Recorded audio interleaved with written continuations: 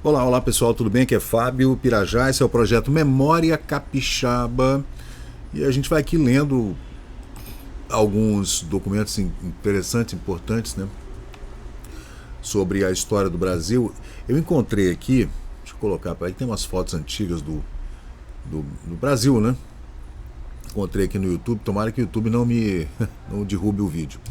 Eu encontrei aqui no jornal O Cosmorama, na Bahia, um jornal de 27 de outubro de 1849. De vez em quando eu encontro um texto assim aleatório, aí eu trago o texto e acabo descobrindo uma visão de um viajante, de uma pessoa que está passando por Vitória ou pelo Espírito Santo, em qualquer lugar, dando o seu parecer do que ele viu quando esteve aqui, né? E é muito interessante a gente analisar esses textos, né, porque são textos que têm 200 anos, né, e 150 anos, perdão, e dá uma ideia, né, um panorama de como as pessoas, os viajantes, né, viam o Brasil nessa época, né, e esse texto é bem legal, mas ninguém assina ele, né, e o texto ele diz mais ou menos assim. Eu vou trazer aqui para vocês, deixa eu ver se eu consigo colocar algum vídeo aqui que não seja derrubado pelo canal, pelo YouTube, né? Tomara que não. Instituto Moreira Salles, né? Fotografias, isso aí é o Brasil de todos os tempos. Mas vamos lá. Tá aqui o texto dizendo que o Espírito Santo, falando de Vitória, tem uma vista nobre. A província do Espírito Santo. Não há nada que magoe mais o homem que nasceu num país rico, por sua natureza, de todos os místeres, do que o desprezo dos seus governantes. Vai vendo que o texto ele é bem atual, né? Se a gente for trazer para hoje, você vê que o texto é atual, mas o texto é de 1849, gente. Botando a culpa da mágoa que o cidadão tem de viver num lugar maravilhoso, mas que é ruim de viver. A natureza, tudo é muito bonito, a geografia e tal, mas o lugar é ruim o Brasil de hoje, 2025. O Brasil hoje, viver no Brasil é uma merda. Não sei o que vocês acham disso, por favor, comenta aí no vídeo. Eu estou achando viver no Brasil hoje, o Brasil de 2025, uma merda total. E o texto continua. A província do Espírito Santo é um paraíso para o homem que sabe apreciar os dotes da natureza. Não adianta nada você ter um lugar lindo de morrer. Lindo, maravilhoso lugar. O lugar é lindo, tem uma geografia linda, praias, enseadas, um arquipélago cheio de ilhas lindas e tudo, e o país é uma porcaria. É como está a Grécia hoje, por exemplo. Né, você quer comparar com a Grécia? A única coisa que presta na Grécia hoje são as ilhas gregas, que aí parece que você foi deslocado para outro país. Não é a Grécia mesmo. A Grécia insular é a Grécia maravilhosa. Agora a Grécia continente ali, né? Atenas, por exemplo, aquele cidade caótica, mal organizada, pichada, pintada, tá horrível. É uma pena. Quem ama a mitologia grega como eu, né? A filosofia grega antiga, a civilização grega lá dos áureos tempos, né? De Homero, por exemplo, e outros, né? A gente fica com pena. Mas o Brasil é isso hoje, né? Essa porcaria. O Rio de Janeiro, gente. O Rio de Janeiro, ele é cidade maravilhosa porque realmente os portugueses conseguiram fazer do Brasil lá no século XIX, né, no início do século XIX, com a vinda da família real portuguesa para cá, uma pequena Lisboa, né? Ficou linda a cidade realmente, no trópico, né? Com aquela enorme baía de Guanabara, linda de morrer. Realmente a cidade ficou linda de morrer. Até os anos 50 o Rio de Janeiro era a cidade mais linda do mundo, disparado. E hoje você vê o caos que está a cidade, né? Mas voltando aqui para a Bahia, que é um texto publicado no jornal O Cosmorama na Bahia, de 1849, o articulista ele continua aqui falando que é verdadeiramente um panorama encantador a província do Espírito Santo, falando de Vitória, quando ele chegou a Vitória. Aí vai vendo que ele vai falar da navegação, tá? É verdadeiramente um panorama encantador, onde a vista do viandante se extasia por encontrar soberbas e variadas distrações. Ricos vales, campinas férteis de excelentes frutos saborosos ali se encontram, a comodidade em todos os alimentos que o homem procura para a subsistência, grupos de serras e morros que oferecem ao naturalista objetos de saudosas recordações, a abundância de carne e de peixe para o sustento diário.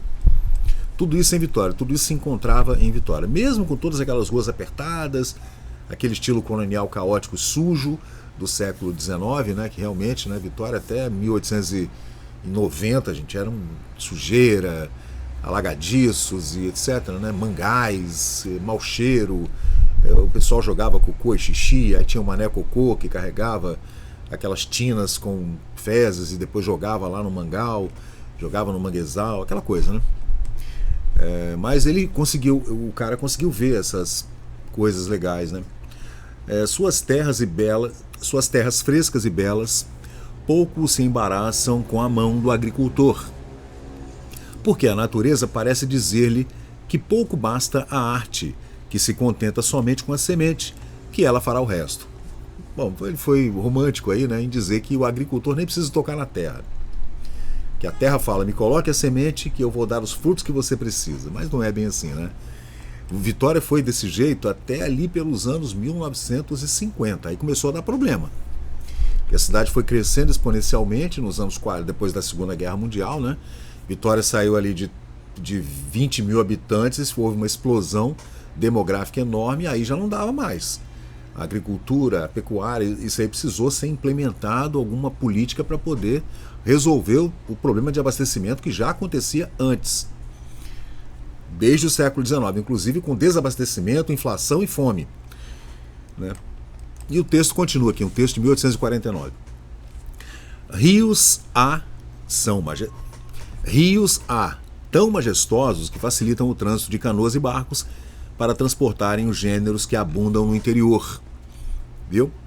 Ele está falando que todos aqueles rios que desembocam aqui na Baía do Espírito Santo traziam carnes e traziam legumes e verduras e frutas que vinham do interior. O Rio Santa Maria, o Jucu, o Rio Marinho e outros rios, né, que desembocavam aqui na Bahia, né, que desembocam. País fértil de madeiras de grande valor, como o jacarandá, o cedro, o tapinhoã, gurubu e outras de igual merecimento. Quando ele fala em país no texto, ele está se referindo ao local. Ele não está se referindo à província nem ao Brasil. Ele está se referindo ao local. É uma forma diferente de se dirigir à cidade de Vitória, né? País salubre, muito higiênico pelas posições que existem tanto na cidade da Vitória como no interior da província. Ali existe uma imensidade de grupos de morrinhos que encanta a vista do admirador. Parece que o ente superior, parece que Deus, né, colocou nessa província tudo que havia de bom para os homens. A imensa hospitalidade em toda a província. Ele fala do povo, né? Aí ele vem falar do povo. Deixa eu colocar o texto aqui para vocês. Aqui, ó. A imensa hospitalidade em toda a província.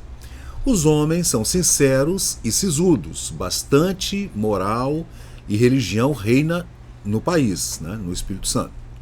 As mulheres não são inferiores em nada dos homens. Belas moças ali vi, mas a educação não está apurada por falta de bons colégios. Porém, não se vê uma moça grosseira, ao contrário, sendo mesquinha a educação no país, ali se encontra muita natureza para o que é bom e útil. Você vê que ele dá uma boa elogiada. Será que o escritor é capixaba? O país é muito pobre porque os governos assim o têm querido conservar. Deixá-lo assim, pobre. São muitos os recursos que ali existem, porém, encarando as demoras nas exportações e nas viagens, esmorece o homem empreendedor que qualquer iniciativa tem. Você vê como é que o texto ele é profético, né? Que o cara está entendendo o que está acontecendo ali naquele período, né? Bem no meio do século XIX, falando que as entradas e saídas no Porto de Vitória são problemáticos, demorados, alfândega, papelada, carimbos, etc., passaporte, escambau, e isso esmorece a vontade do empreendedor de qualquer iniciativa, né? Hoje quase todas as províncias do norte, ele está falando daí para cima, né? Alagoas e Sergipe, vai embora lá para cima, tem a visita do vapor que toca nelas. Todas elas têm a visita do vapor. Porto Seguro, Salvador, e vai embora, né? E dali segue para outras províncias vizinhas, conduzindo no seu bordo, né, a seu bordo, correspondências de grande interesse. Porém, a província do Espírito Santo, com tantas vantagens que tem, o governo lhe nega, ao menos furta-se ao prazer de mandar ali tocar o vapor. Você vê que ele estava reclamando, né, que os vapores não entravam aqui na Baía de Vitória por algum motivo que não se sabe qual é. De repente até por conta de alguma cobrança, né? Vai saber, por alguma cobrança exorbitante, alguma propina que você tinha que pagar, alguma corrupção para você colocar o navio aqui para dentro da Bahia e para atracar no cais. Aí tinha alguma encheção de saco estatal, né, para cobrar alguma coisa. Não mudou porra nenhuma, né? Se os vapores tocassem quando vão e vêm do norte, outra seria a sorte dessa malfadada província do Espírito Santo. Quantos empresários não teriam ido ali explorar suas riquezas a fim de reconhecerem as vantagens que essa província oferece a quem nela dizer habitar, a quem nela quisesse habitar, né? Quantos capitalistas não teriam mandado para ali seus fundos, seus dinheiros, né, com a esperança de lucrarem nas compras que fizessem, já nos gêneros de alimento e já também nas preciosas madeiras. Vai vendo de que é tão rica essa província. Todo esse atraso tem sido conservado por inabilidade de administradores que representam o governo central, a necessidade de concorrência com a sede da majestade. Então, você vê que havia uma forma de atrofiar a província do Espírito Santo por conta dos portos de São Tomé, São Vicente, Rio de Janeiro, Angra, né? Então era melhor que você descesse direto para o Rio de Janeiro com todas as suas provisões e não parasse no Espírito Santo. Isso foi deliberado, gente. Esse atrofiamento da economia capixaba, ela advém de outras medidas errôneas tomadas ainda na época das Minas Gerais, né? Lá no século XVIII, quando se descobriu o ouro nas minas, entre o problema da coroa portuguesa com os jesuítas, o incêndio de Lisboa, a descoberta das minas, a instituição da província das Minas Gerais, dos interventores e intendentes e procuradores que vinham cobrar os quintos que iam para Portugal, aqueles 20% daquela maravilhosa cobrança, né, que a colônia sempre sofre da sua cabeça, e que acabou atrofiando a economia do Espírito Santo, e a gente sofre desse mal até hoje. Até hoje, 2025, a gente sofre desse mal deliberado da concorrência, do medo da concorrência que havia entre o governo da Bahia e o governo do Rio de Janeiro com o maravilhoso Porto de Vitória. Com esse atraso tem sido conservado por inabilidade de administradores, tal, já li isso aqui. Diferentes reclamações têm sido feitas, né, pelos naturais do país, pelos naturais do Espírito Santo. O cara ouviu isso nas ruas aqui de Vitória, né? Porém, tudo tem ficado no mesmo estado, do mesmo jeito, não mudou nada, nada muda. Nasce de cima a corrupção dos povos, está aqui, né? Nasce de cima a corrupção dos povos. É bem verdade, e a essa indolência e receio de tudo é que devemos o nosso atraso. Os governos só se ocupam em eleições, e sem exceção de partidos. São todos iguais. Gente, que texto maravilhoso, né? Se dispõe de algum projeto útil quando são elevados à representação perpétua. Isso mesmo dá muitas vezes em acreditar-se que o homem que figura no último lugar da escala representativa, dele nada mais tem a esperar-se. E há quem diga que este fraseado é um axioma. A província do Espírito Santo está atrasada em tudo. E a culpa de quem tem sido? Respondam os espectadores. Responda você, né? Você vê, o cara, eu acredito que seja um capixaba, ele não assinou, tá? Mas me parece que é um dos editores aqui do Cosmorama da Bahia, publicado em 27 de outubro de 1849, no primeiro no quarto número do jornal. O jornal durou só esse ano mesmo, está aqui o número 4, ó. Número 4. O jornal custava R$80, né, e circulava na Bahia, né? Infelizmente a gente vê que um viajante, um viandante passando por aqui em 1849, ele via no Espírito Santo a maravilhosa paisagem, a maravilhosa geografia, sua linda Bahia, uma cidade que tinha tudo para prosperar, um Espírito Santo, toda a província, né? Com suas madeiras, com suas carnes, com a sua vegetação, com suas frutas e legumes e verduras, suas plantações, o seu povo cordato, mesmo o homem sendo sisudo, sincero, as mulheres pouco educadas, mas sempre muito afáveis, as mulheres capixabas, né? E o cara reclama de que realmente está tudo na mão da corrupção. Nasce de cima a corrupção dos povos e por isso, portanto, o Espírito Santo não se desenvolve. Isso lá em 1849.